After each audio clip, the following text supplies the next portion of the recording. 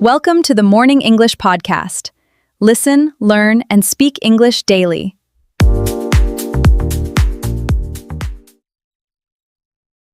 Hello, English learners, and welcome to our podcast. My name is Emma, and we are so happy that you are here with us today. And I'm Mark. Yes, welcome everyone. It's wonderful to have you here with us today. It really is. We just love sitting down and, having this time with you all. This is a very relaxed, pressure-free place to learn real, everyday English. Exactly.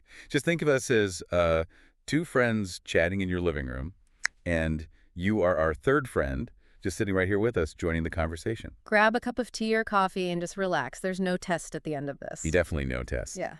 So how has your week been? Anything interesting happened lately? Oh, actually, yes. Something happened just yesterday that, well, it was a little embarrassing, to be honest. Uh-oh. I want to hear this. What happened? Okay, so I was waiting in line at the bakery near my house, just, standing there looking at my phone, and suddenly this man steps right in front of me. Oh, no. Just completely cut the line.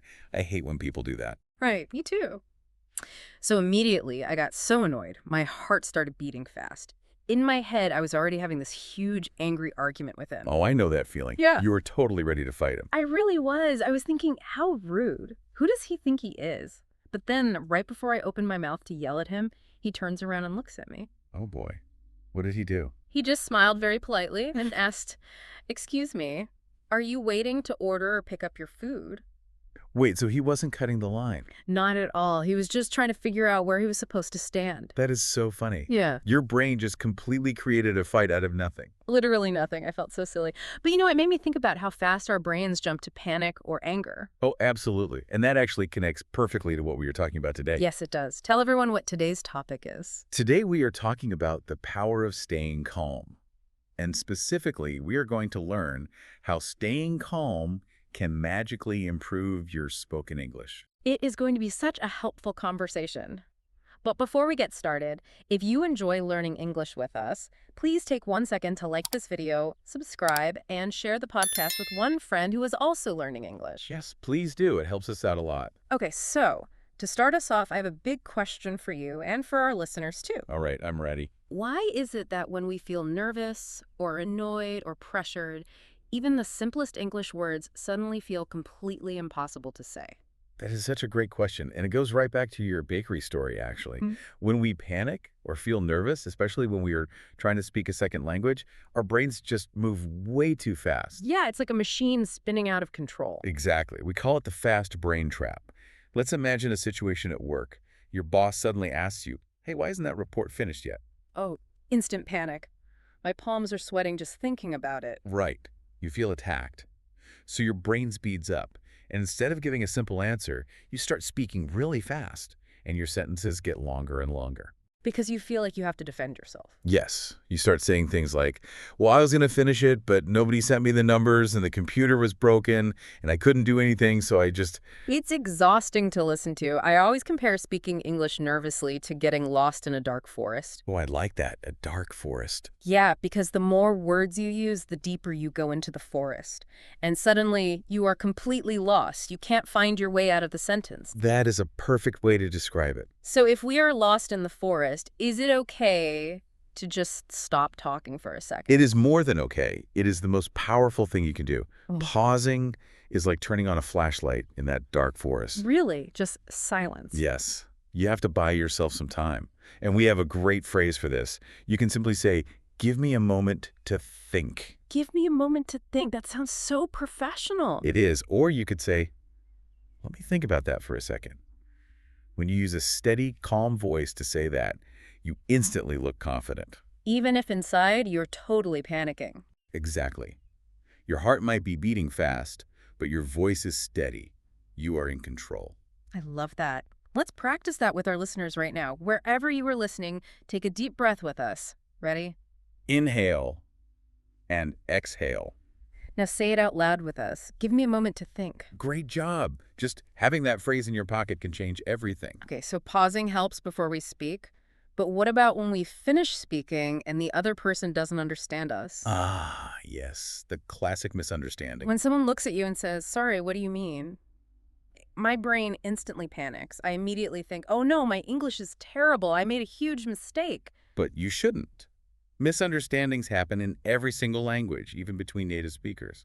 We shouldn't treat confusion like it's a criticism of our English. But isn't it embarrassing? Don't people usually try to fix it by using like 30 words instead of 10? They do, and that's the trap. When someone is confused, we should simplify, not complicate. Let's use a real-life example. Okay, give me a scenario. Imagine you were calling a hotel. You want to change your reservation from Friday to Saturday. You explain this, but the person on the phone says, okay, so you want to cancel your Friday reservation. Oh, I would panic. I'd say, no, no, no, I didn't say cancel. Why are you canceling it? I just want to change it. Right, and now you both feel stressed. Instead, you can use a wonderful phrase, I may not have explained that clearly. Oh, I may not have explained that clearly. I Oh, yeah. love that because it takes the blame off both people. You aren't saying you didn't listen, but you also aren't saying my English is bad. Exactly. Yeah. It's neutral. Then you simplify. You say, what I meant was, I need the room on Saturday instead of Friday. What I meant was, that's a great little phrase to connect your ideas. It is. And if you are halfway through a sentence and you realize you're getting lost in that dark forest, you can just stop and say, well, I say that another way. Let me say that another way. It gives you permission to just erase what you just said and start over with simpler words. Yes. And if you aren't sure if you understood them, you can say, let me make sure I understood. It's so much better to ask a question before assuming something bad. Which brings up a really good point. Misunderstandings don't just come from the words we say out loud, do they? No, they often come from what we imagine in our heads.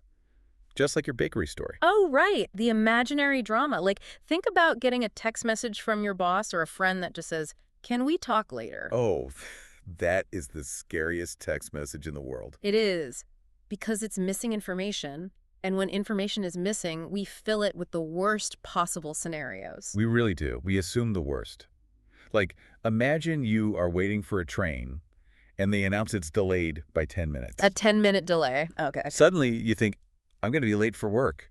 My boss will fire me. I'll have to leave the country. Yes. Our brains are like Hollywood movie directors. They just love drama and explosions. That's a great way to put it. The Hollywood movie director. So how do we yell cut and stop the movie in our heads? You have to stop and ask yourself, what do I actually know right now? What are the facts? Just the facts, no drama. Right. Teach yourself to use the phrase, at the moment. So you say to yourself, at the moment, the train is delayed by 10 minutes. That's all. At the moment. I like that. It keeps you in the present. It stops you from time traveling to a disaster in the future. Exactly. Another good phrase is, I don't want to assume.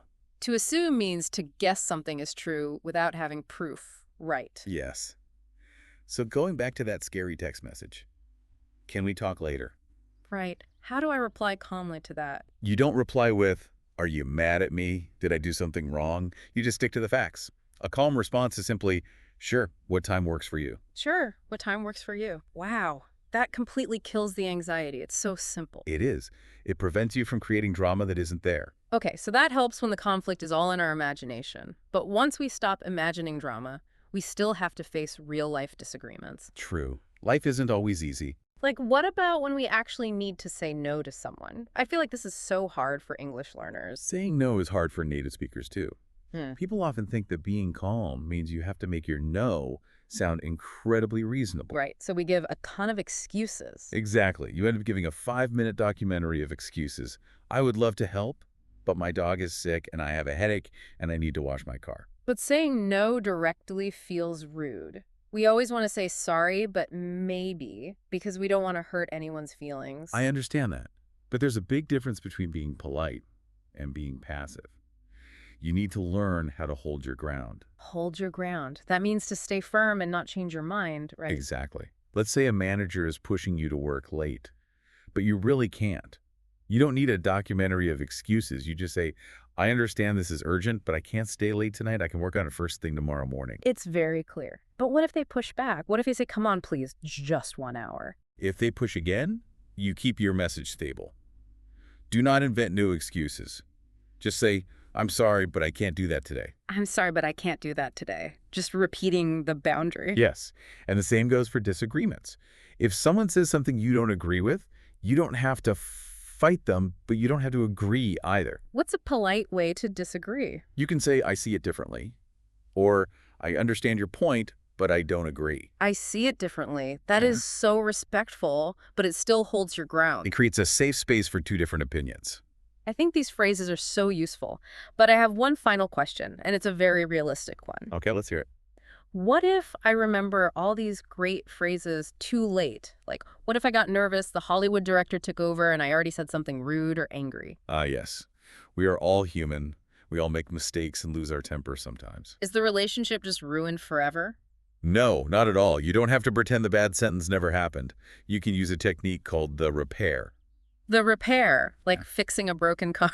Exactly like that. You fix the conversation. Let's say you were on the phone with customer service, and you were so frustrated that you snapped at them and yelled. Oh, I've done that. And then you feel terrible immediately after. Right. You can repair it right then. You just take a breath and say, sorry, that came out more sharply than I intended. Let me stop you there.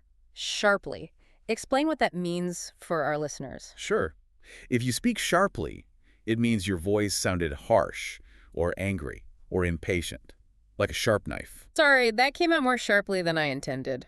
So you are admitting you sounded angry, but you didn't mean to be mean. Exactly. You can also simply say, let me say that again, or that came out wrong. That came out wrong. That happens to me all the time. And if it happens in a text message, maybe you sent a text that sounded too cold or angry. You can text them the next day and say, I'd like to clear the air. Clear the air.